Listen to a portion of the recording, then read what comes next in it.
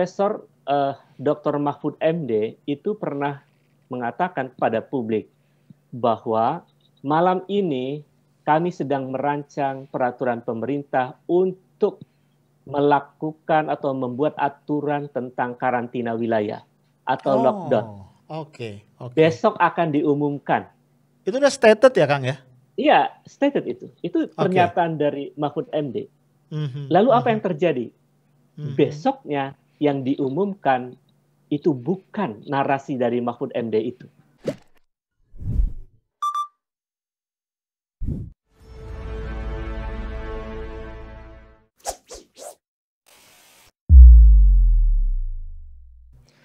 Kang, saya tertarik mengcompare dengan masa lalu ya. Kalau kita lihat ya, Bung Hatta selain sebagai bapak bangsa, dia kan intelektual, Kang.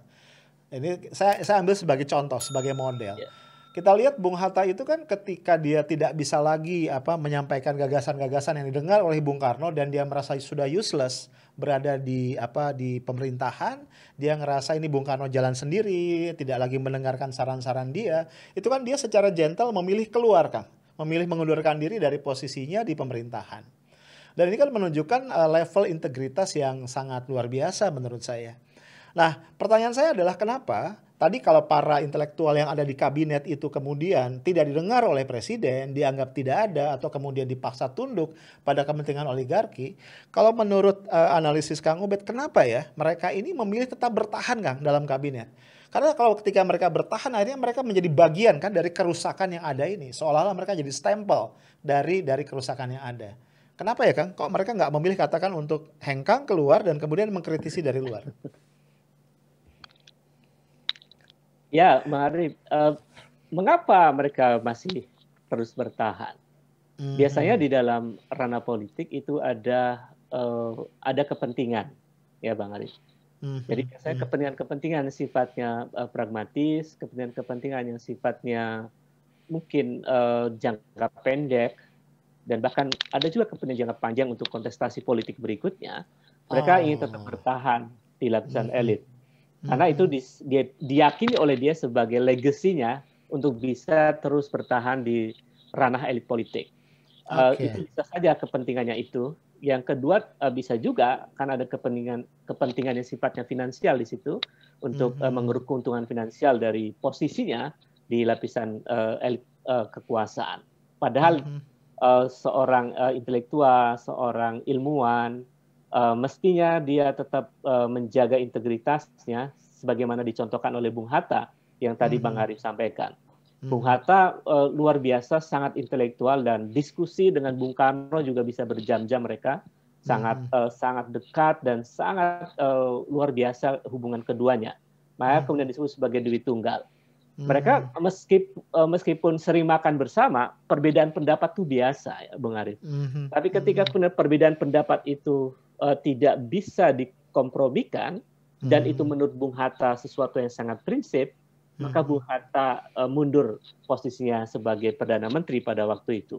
Dan itu mhm, saya kira uh, ya satu fakta untuk memberi contoh bahwa seorang kaum cendekiawan itu atau Bung Hatta menyebut sebagai kaum intelijensia itu mhm, mesti memiliki integritas dan dia harus mhm, menunjukkan mhm, sikapnya yang kokoh. Nah, ketika mhm, Bung Hatta melihat jalannya demokrasi sudah mulai tidak sehat, mungkin Bung Hatta kekuasaan agar ada oposisi yang mhm, menyeimbangkan kualitas demokrasi pada waktu itu. mhm, Dan Bung mhm, Hatta keluar dari barisan Bung Karno itu, meskipun hubungan keduanya masih baik-baik saja. Saya kira mhm, itu mhm, satu contoh betapa matangnya seorang Bung Hatta dan memiliki integritas yang luar biasa. Nah, mhm, kondisi sekarang, kaum cendekiawan yang ada di istana ini, kayak Pak Mahfud MD, misalnya Sri Mulyani, misalnya, dan lain-lain itu, saya membaca pada titik tertentu mereka harusnya bisa balik kanan, Bang Arif. mmm, iya, iya, iya, iya, Ketika langkah kebijakan presiden ini sudah tidak lagi mendengar Mahfud MD misalnya, sudah tidak lagi mendengar Sri Mulyani, dan itu kalau itu terjadi berkali-kali, saya mhm, meyakini Mahfud MD bisa balik kanan atau berhenti jadi Menko Polhukam, bisa mhm, juga Sri Mulyani akan berhenti jadi Menteri Keuangan. karena langkah-langkah pemerintahannya sudah tidak bisa dipandu dengan ilmu pengetahuan. Dan itu berbahaya bagi negara, dan saya kira mereka mestinya bisa mundur dari arena elit politik itu. Saya kira itu, Bang Arif. Kang, berarti boleh nggak saya juga jadi punya satu dugaan, kalau misalnya tak kunjung mundur, Kang, bisakah ini berarti ada kartu-kartu truf dari mereka nih, para intelektual ini yang kemudian dipegang oleh Pak Jokowi atau mungkin oleh oligarki di balik Pak Jokowi? Oh iya, bisa juga Bang Arif.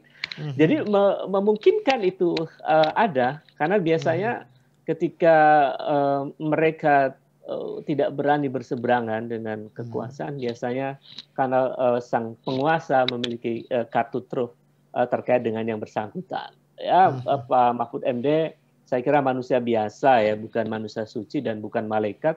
Tentu ketika saat menjadi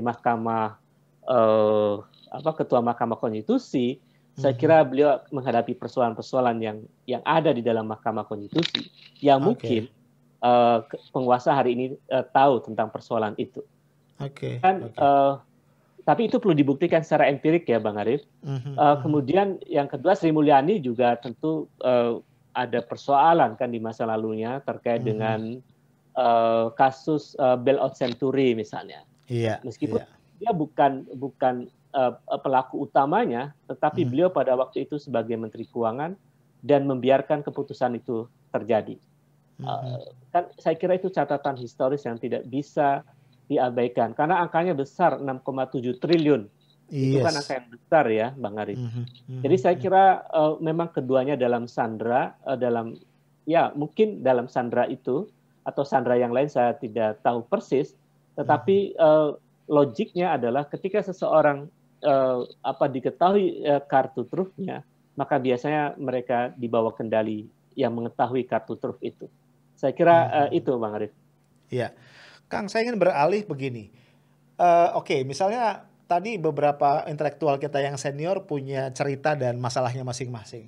Tapi kan selalu, Kang, kalau kita bicara kondisi negara yang terpuruk, kita berharap perubahan, maka yang selalu kita harapkan dan kita melihat berkaca pada sejarah adalah para intelektual yang lebih muda, generasi baru dari kaum intelektual, yaitu para mahasiswa. Bayangan saya begini, Kang, kalau para senior mereka sudah tidak didengar oleh pemerintah, ini kan kita berharap anak-anak muda ini punya cara lain kan sebenarnya untuk membuat masyarakat sipil, orang-orang yang berpikir ini bisa didengar oleh penguasa. Tapi kalau kita lihat ini dengan kondisi kita terpuruk hari ini mahasiswa kita yang kaum intelektual muda ini masih adem ayem aja nih. Menurut Kang Ubed yang berkecimpung masih di kampus, saya pikir dekat dengan mahasiswa, ada apa Kang yang berubah dari mahasiswa kita? Katakan kalau kita bandingkan dengan dulu Kang Ubed juga aktivis 98 ya, apa bedanya dengan mahasiswa di tahun 98 Kang Ubed? Oh iya. Bang Ardi pertanyaan makin dalam. Dasar.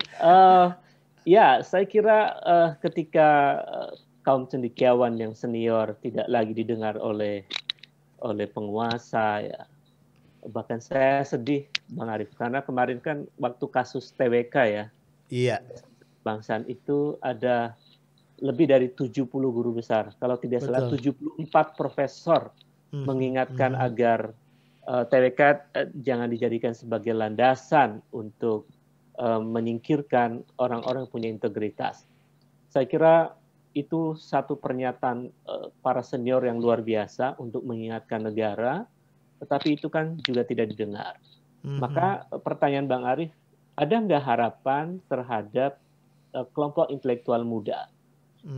Sebelum sampai ke sana, saya mungkin juga bisa menambahkan Bang Arif bahwa ada kaum akademisi yang posisinya ada di kampus-kampus, yang dia mapan secara finansial, karena secara kepangkatan, secara struktur, secara fungsional, dia mendapatkan penghasilan yang cukup dengan pola remunerasi saat ini, mereka merasa nyaman. Ini kaum akademisi ini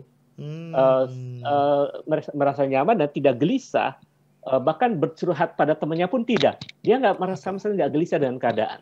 Itu saya prihatin dengan kaum cendekiawan yang semacam itu atau kelompok akademisi yang semacam itu. Kalau boleh saya menggunakan bahasa yang agak kritis, kaum akademisi yang semacam itu tuh saya sebut sebagai akademisi ngehe. Iya, iya, iya, iya. Kalau kalau dulu ada namanya kelas menengah ngehe, ini ada Iya, akademisi ngehe. iya, Maksudnya iya, begini, eh, mereka middle class juga kan, akademisi, iya. dia mapan secara finansial dan kehidupannya terpenuhi dengan baik, tapi dia tidak peduli bahwa di luar sana itu ada situasi yang tidak demokratis. Dia tidak Mhm, peduli bahwa ada korupsi yang merajalela. Dia tidak mhm. peduli. Ada kemiskinan yang luar biasa yang terus bertambah hari ini. Dia tidak peduli. Ini ini ya layak kalau disebut sebagai akademisi ngehe itu yang nggak peduli dengan kehidupan di luar dirinya dan sangat individualistik. Saya kira kita perlu kritik juga dengan akademisi ngehe ini ya, Mhm, mhm. Bang Arief. Yes. Kemudian di intelektual yang muda, sangat muda di kampus adalah kelompok mahasiswa. Ya. Di mahasiswa juga sebetulnya ada klasifikasinya kalau saya Oh, amati. oke. Ada yang memang mereka sekedar kuliah. Ya, kalau Hmm. kalau di kampus ada istilah mahasiswa kupu-kupu, Bang Arif. Yes. Mahasiswa kuliah pulang Iya, gitu ya. iya, iya, Dia hanya iya. kuliah pulang selesai. Tapi ada juga mahasiswa yang ya pragmatis, dia mau aktif kegiatan di kampus ketika menguntungkan dirinya saja. Mhm, Tapi mhm, juga ada mahasiswa yang memang uh, ya saya sebut kategori idealis lah. mhm, Kelompok mahasiswa idealis yang cukup kritis dengan keadaan dan itu masih ada saat ini, Bang Arif. mhm. Masih ada, Kang, Nah, ya? masih ada, masih ada. Dan Oke. saya temukan di kampus-kampus itu ada banyak forum diskusi dan Mhm, lain-lain. Jadi saya masih punya harapan kepada mereka anak muda mahasiswa yang masih punya idealisme itu untuk memiliki sikap yang peduli pada persoalan bangsa yang luar biasa saat ini. Karena kalau kepedulian mereka tidak ada, saya kira bangsa ini akan makin terjerumus ke jurang yang sangat mengerikan ya. Karena situasinya sudah seperti sekarang, Badan Pemeriksa Keuangan saja sudah khawatir kan kemarin yes, betul, mengatakan betul. bahwa kita punya potensi untuk tidak bisa membayar utang Mhm, dan tidak bisa mhm. membayar bunga utang yang Iya. angka 370 triliun lebih itu. Nah, saya kira itu kondisi mahasiswa. Meskipun di kalangan mahasiswa juga tetap ada satu upaya represi sistemik ya, Bang Arif, dari Mmm, kampus mhm, itu. Bagaimana mhm, rektorat mengendalikan aktivitas kegiatan badan eksekutif mahasiswa misalnya. Bahkan mhm, mereka mhm. juga turut terlibat dalam merancang siapa yang bakal menjadi ketua BEM misalnya dan Oh, oke. agar mudah dikendalikan oleh kekuasaan kampus. Jadi saya kira Mhm, itu juga menjadi faktor yang membuat misalnya mungkin mahasiswa sulit bergerak. Faktor yang mhm, lainnya adalah kondisi COVID-19 yang membuat mereka sulit bergerak. Tetapi itu sudah terbantah, Bang Arif, karena kemarin pada waktu kasus Omnibus Law itu, Undang-Undang Cipta Kerja ternyata mahasiswa luar biasa. Mereka bisa mhm, turun dengan ratusan ribu mahasiswa untuk menyatakan sikap bahwa Undang-Undang Cipta Kerja itu bukan untuk kepentingan rakyat banyak. Dan terbukti hari ini menurut saya. mhm, Misalnya mhm. buktinya kan janjinya begini, kata Presiden. Undang-Undang Cipta Kerja ini agar investor asing berdatangan ke Indonesia. Itu Iya. kan janjinya begitu. Begitu undang-undang disahkan, sekarang malah investasi -6 ya, kalau nggak salah, Yes, betul. beberapa bulan lalu. Jadi Mhm, saya kira ya itu sikap mahasiswa yang bagus untuk berpikir objektif dan kritis pada keadaan. Dan saya masih mhm, berharap bahwa mahasiswa yang memiliki idealisme tetap bersikap objektif dan berani mengatakan kebenaran di hadapan kekuasaan. Karena penguasa ini menurut saya perlu diingatkan oleh banyak kaum cendekiawan. Bukan hanya mhm, dari kalangan dosen, tapi juga dari kalangan mahasiswa yang kita yakini mereka adalah kaum cendekiawan muda yang punya potensi dan mereka adalah penentu dari masa depan Republik ini. Saya kira mhm. itu Bang Arif dan saya mungkin informasikan juga di kalangan dosen-dosen muda juga saya kira cukup banyak Bang Arif yang memiliki kepedulian pada persoalan bangsa ini.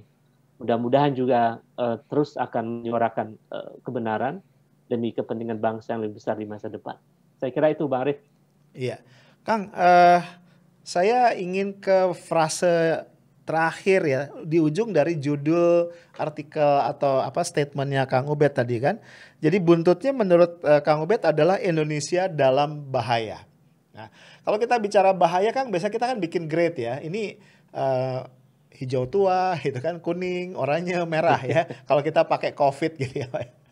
Kang, kalau menurut Kang Ubed, ini saat ini seberapa bahaya sih sudah pengabaian presiden, pengabaian penguasa terhadap intelektual ini menyebabkan bahaya sudah sampai seberapa level bahayanya kira-kira, dan apakah Kang Ubed ngelihat ada eskalasi dalam bahaya itu? Ya, Bang Arif. Saya melihat ini sudah, kalau buat ukuran lampu ya, traffic light itu ini sekarang sudah lampu kuning dengan kuning tua. Oke. Jadi sudah menjelang merah sebetulnya. Dan ini tinggal beberapa bulan lagi, situasi kita sudah merah.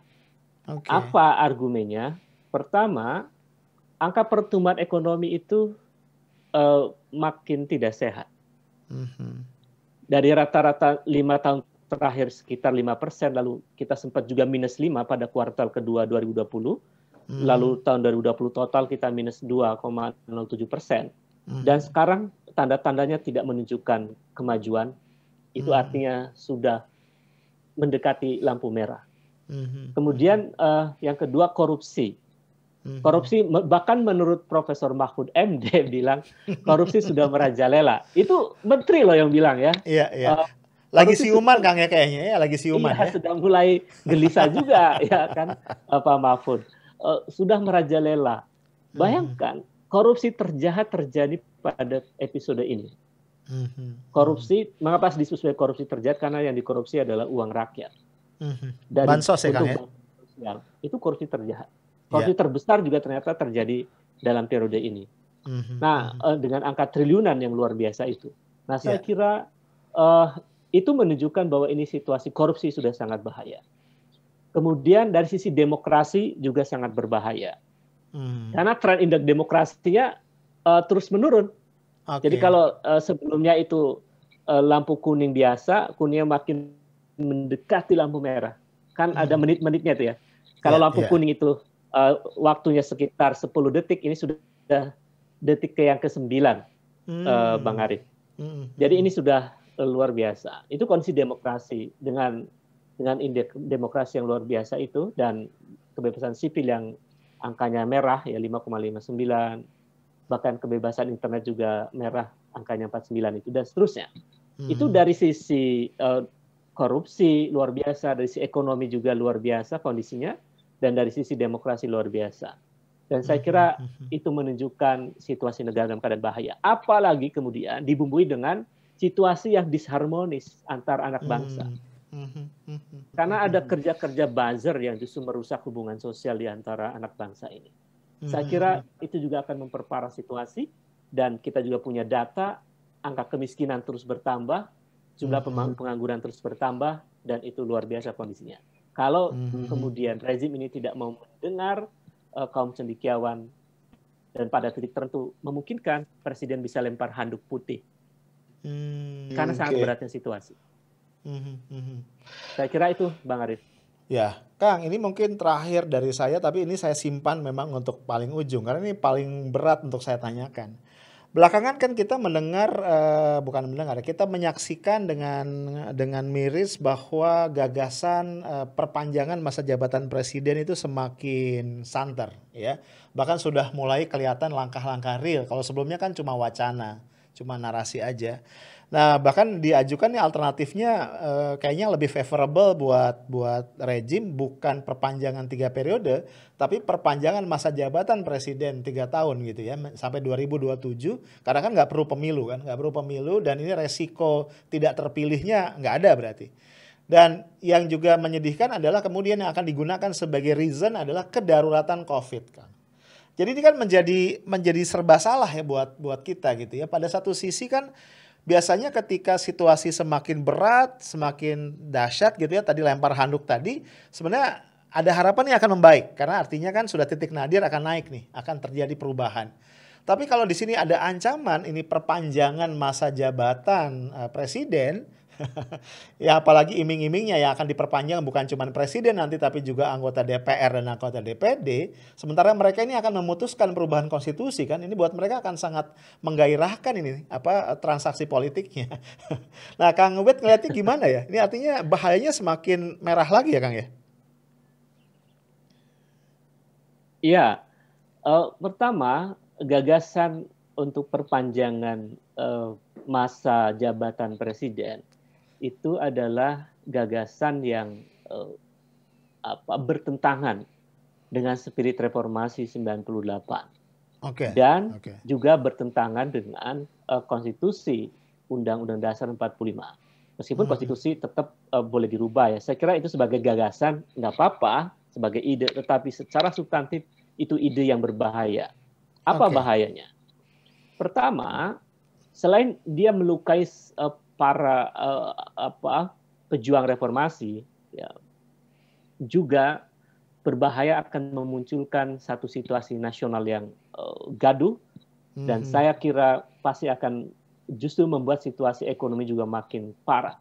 Jadi mhm, mhm. misalnya untuk bisa melakukan itu kan nggak mungkin ujuk-ujuk diperpanjang gitu masa presiden. Iya, iya. Itu harus pakai amandemen, Bang Arif. Mhm, mhm, mhm, Amandemen Undang-Undang Dasar 45, khususnya pasal 7, itu nggak mungkin mudah, karena mhm. pasti akan terjadi perdebatan dan protes publik yang luar biasa. Oke. Jadi gagasan ini menurut saya mengada-ngada dan merusak negara dan membuat negara makin berbahaya. Mhm. Dan kalau itu gagasan oleh pengamat ya kan, pengamatnya temannya Bang Arif juga kayak itu. Uh, saya melihatnya ini justru menunjukkan satu situasi yang ketidakberdayaan dari Mhm. rezim ini Oke, untuk mengatasi masalah. oke. Kenapa? Karena masalah yang kemudian terjadi hari ini, mereka merasa tidak mampu, lalu minta diperpanjang untuk mengatasi masalah. Saya kira justru dengan diperpanjang itu akan menimbulkan masalah. Karena yang dibutuhkan hari ini sebetulnya adalah kepercayaan publik, Bang Arif. Oke, Bagaimana oke, publik percaya kepada pemerintah. Nah, oke. ketika pemerintah sudah tidak dipercaya, tapi terus diperpanjang, menurut saya ini bencana besar bagi masa Mhm, depan Indonesia. Saya kira mhm. itu, Bang Arif. Jadi artinya masyarakat sipil yang masih peduli pada negara ini harus berusaha keras untuk menggagalkan atau menghambat ya Kang ya, narasi-narasi ke arah perpanjangan masa jabatan ini. Bukan Oh ya, begitu ya Kang? saya kira semua civil society dan Mhm, kaum cendekiawan, kaum intelektual menolak gagasan itu karena mhm, gagasan itu bertentangan dengan spirit demokrasi. Sangat mhm, bertentangan. Karena demokrasi yang bagus adalah mampu menata pola-pola sirkulasi kekuasaan itu secara teratur dalam mhm, waktu mhm, yang sesuai dengan jadwal. Jadi mhm, ketika mencoba direkayasa untuk menggeser masa jabatan itu diperpanjang, itu artinya ya ada kepentingan yang luar biasa di balik itu dan itu membahayakan negara. Saya kira mhm. itu Bang Arif. Iya. Baik, Kang Ubed, terima kasih kita sudah tiba di penghujung. Ini kalau dilanjutin besok bisa terjadi huru-hara nih. Bercanda kan? Oke, sekali lagi terima kasih Kang Ubed. Guys, itu dia tadi penghujung obrolan Sama-sama. gua sama Kang Ubedillah Badrun. Gua nggak akan nyimpulin apa-apa, tapi intinya memang ada bahaya besar yang menanti di hadapan kita ketika peran para cendekiawan, para intelektual ini diabaikan. Namun juga kita punya kritik buat para cendekiawan yang sebagian di antara mereka sudah masuk ke dalam zona nyaman sehingga kemudian tidak peduli pada realita pahit yang ada di sekitar mereka. Tapi apapun gue selalu sampaikan, jangan pernah berhenti mencintai Indonesia karena Indonesia adalah punya lu, punya gue, dan punya kita semua. Itu aja, stay tough, smart, and professional. Assalamualaikum warahmatullahi wabarakatuh.